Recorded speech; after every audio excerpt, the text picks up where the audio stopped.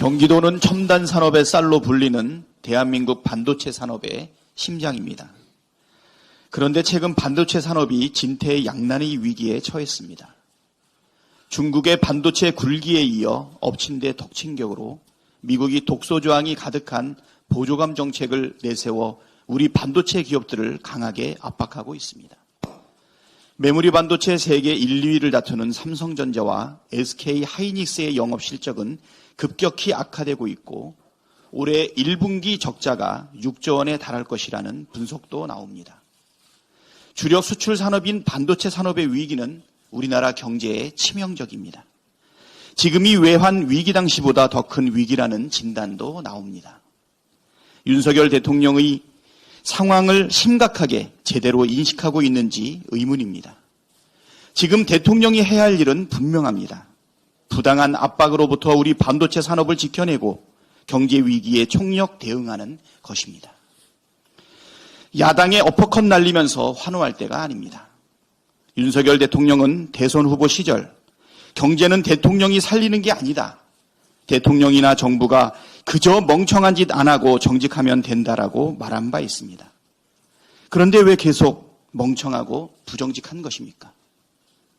경제 살릴 능력이 없다면 더 망치는 일이라도 하지 말기를 바랍니다. 짝사랑 맹종 외교는 경제를 망치는 지름길입니다.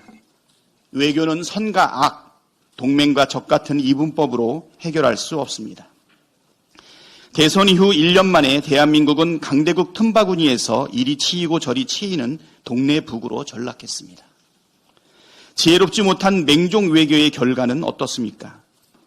최대 교역국 대중국 무역 수지는 5개월째 적자이고 강제징용 제3자 배상카드를 선물한 일본은 반도체 핵심 소재 수출 규제를 해제하지 않고 있으며 미국은 인플레이션 감축법에 이어 반도체 지원법으로 우리 기업들의 뒤통수를 때리고 있습니다. 국익 중심 실용 외교가 아닌 일방적인 짝사랑 맹종 외교를 계속한다면 앞으로 우리나라와 우리 국민이 입을 피해는 상상을 초월하게 될 것입니다. 윤석열 대통령과 정부는 지금이라도 냉혹한 현실을 자각하고 이성을 회복하기를 촉구합니다. 설마 다음은 독도입니까?